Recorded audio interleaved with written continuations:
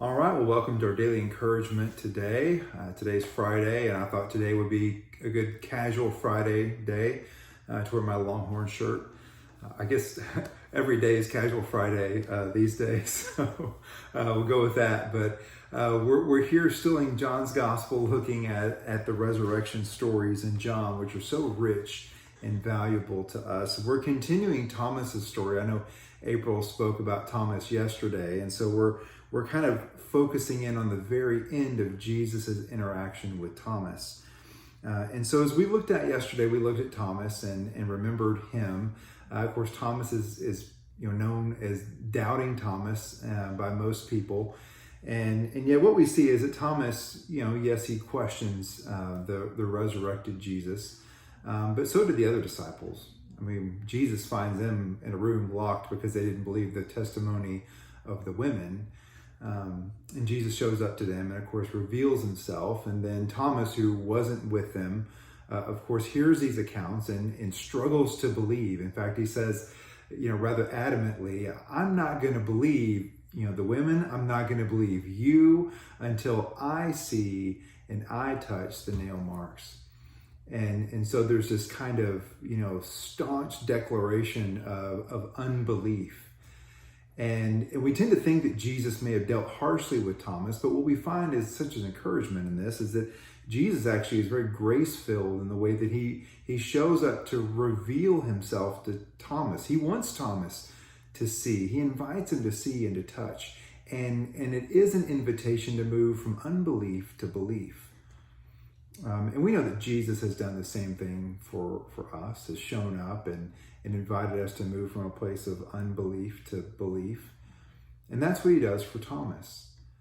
And what's beautiful is that when Thomas actually makes this profession of faith, in fact, it's the greatest profession of faith in John's Gospel. As he touches the nail marks on Jesus' hand and his sides, he actually says, "My Lord and my God," which is the strongest statement of faith that we find in John's Gospel. So it's incredible to see that. And so we see there's blessings for Thomas and blessings for Jesus in this. But Jesus also says something in verse 29 that's worth our looking at.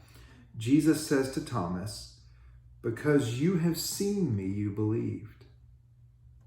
Now this isn't an indictment against Thomas. Jesus is stating a fact. Look, You've moved from unbelief to belief simply because you've seen me and you've touched. But he says this, "Blessed are those who have not seen and have believed." You see, Jesus says to Thomas, look, you believe because you saw me with your eyes, but there are going to be many who come after who will not have the privilege of seeing me, but who are going to choose to believe. They're going to choose to align their lives with me and follow me, even though they've not had this opportunity to see me and to touch. They're going to live a life of true and genuine faith, and these are the ones who will be blessed. I love this statement here by Jesus because he's talking about you and me. He's talking about the blessing that we have to live and follow a Jesus we've not seen and touched as tangibly as Thomas and the other disciples.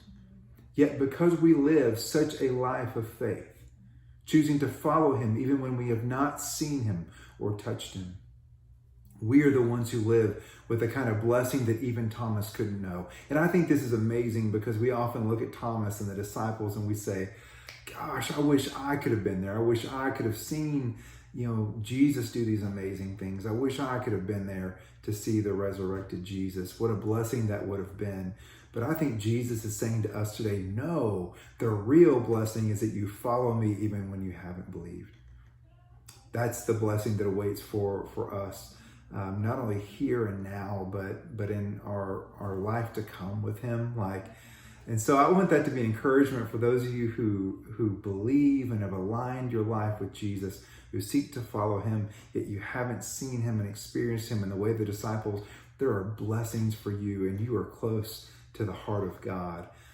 So let us continue to love and serve, and let us, like Thomas, say, my Lord and my God, and let's follow. Let's have a word of prayer together. Jesus, we are so grateful that you took the time to share this, not only with Thomas, but with us. Sometimes we long to make this faith thing easier by seeing you. But God, help us see the blessings that exist when we simply live by faith, trusting you are who you say you are. We know this is where the true blessings lie. And so we thank you that we have the opportunity to put our faith and our hope and our trust in you. Amen. I pray you have a blessed weekend. Thank you for stopping by.